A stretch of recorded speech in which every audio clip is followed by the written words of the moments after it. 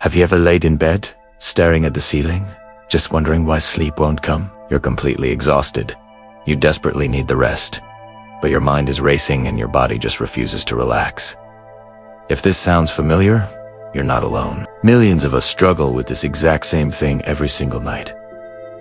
And the most frustrating part? We're often sabotaging our own sleep with habits we think are harmless, or maybe even helpful. Tonight, we're going to dive into 5 critical mistakes you might be making that are destroying your sleep quality. Poor sleep affects everything in your life, from your physical health and mental clarity to your relationships and career. But here's the good news. Once you understand what you're doing wrong, you can absolutely fix it. Let's start with mistake number 1. The most common culprit: using your phone right before bed.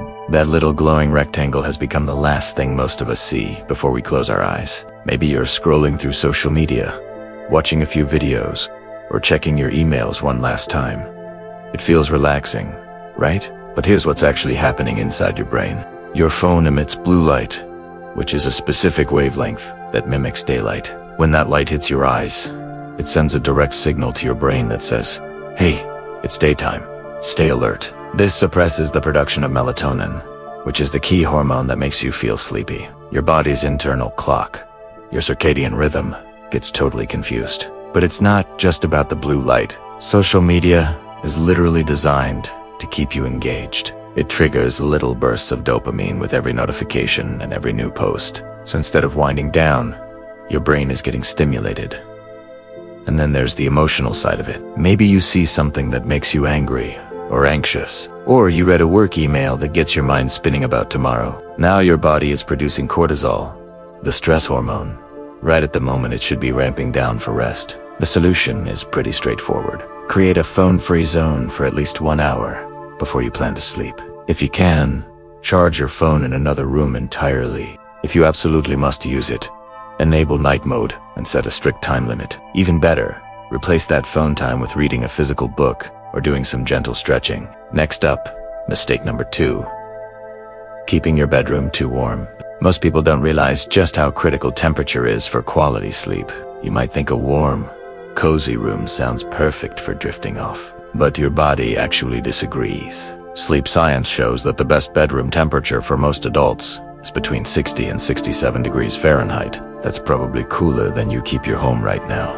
Why so cool? Because your body needs to lower its core temperature by about 2 to 3 degrees just to initiate and maintain quality sleep. When your bedroom is too warm, your body struggles to cool down. You might fall asleep, but you won't stay in deep sleep for very long. You'll find yourself waking up more often, tossing and turning, and spending less time in those really restorative deep sleep stages. You wake up feeling like you haven't slept, even if you were in bed for a full 8 hours. So, how do you fix this? Try lowering your thermostat in the evening. Use breathable, natural fiber sheets like cotton or linen instead of synthetic materials that trap heat. Another great trick is to take a warm bath or shower about 90 minutes before bed. When you get out, your body temperature drops quickly, which signals your brain that it's time to sleep. Alright, on to mistake number 3. Having an inconsistent sleep schedule. This is a mistake so many of us make without even realizing it. You go to bed at 11 on weeknights, but you stay up until 2 in the morning on weekends. You wake up at 6:30 for work, but then sleep until noon on Saturday. You think you're catching up on lost sleep, but in reality, you're creating what experts call social jet lag. Your body absolutely craves consistency. Your circadian rhythm operates on a roughly 24-hour cycle, and it regulates not just sleep, but hormone release, body temperature, and even digestion. When you keep a consistent sleep schedule, your body learns when to prepare for sleep and when to get ready to wake up. But when your schedule is all over the place, you're basically giving your body jet lag without ever leaving your time zone.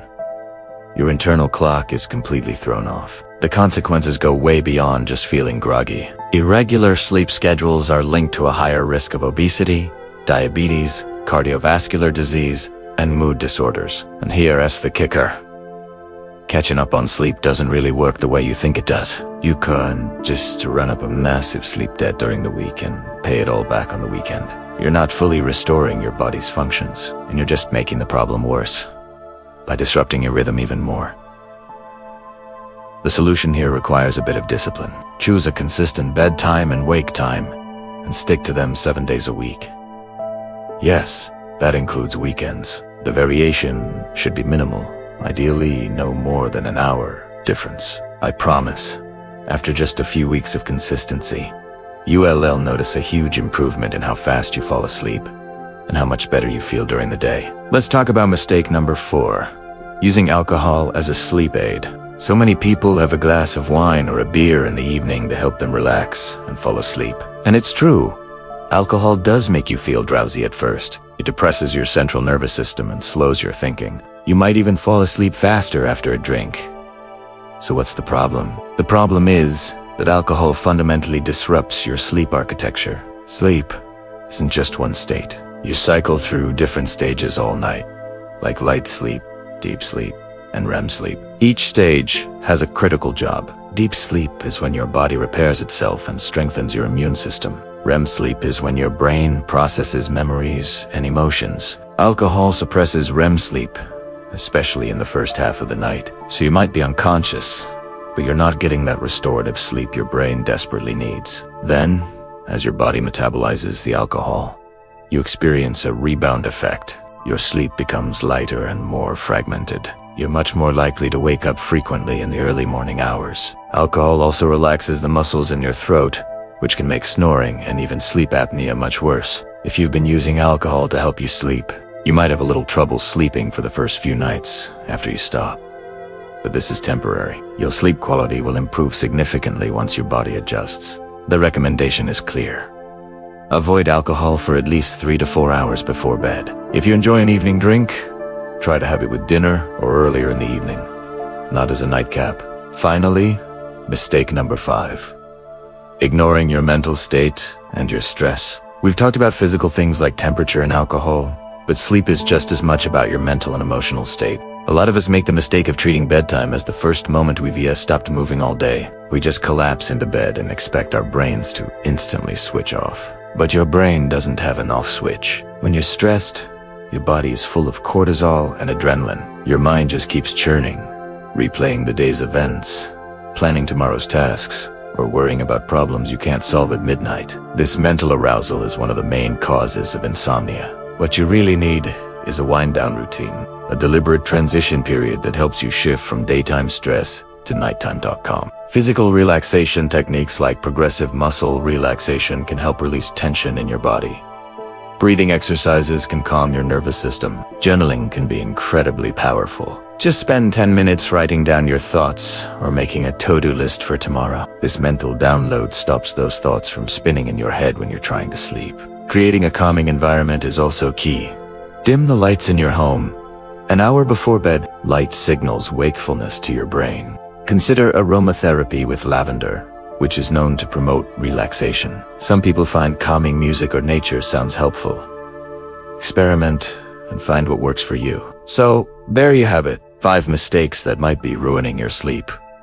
Using your phone before bed, a warm bedroom, an inconsistent schedule, using alcohol as a sleep aid, and ignoring your stress. You don't need to fix everything all at once. Just pick 1 or 2 mistakes that really resonate with you and start there. Make those adjustments for a week or 2 and see how you feel. Then, add another change. Gradually, you'll build habits that support your sleep instead of sabotaging it. Remember, good sleep isn't a luxury. It's a biological necessity, just as important as good food and exercise. When you sleep well, everything in your life improves. Your mood is better, your thinking is sharper, your immune system is stronger, and your productivity soars. So tonight, as you get ready for bed, think about these 5 mistakes. Which ones are you making? What's one thing you could change right now? Maybe you'll charge your phone in the living room. Maybe you'll turn down your thermostat or spend 10 minutes journaling. Whatever you choose, you're taking a positive step toward better sleep and a better life. Your body wants to sleep well. You just need to stop getting in its way. Thanks so much for watching. Sweet dreams. And here's to waking up, refreshed, and ready for your day. Don't forget to like and subscribe for more tips on living your best life.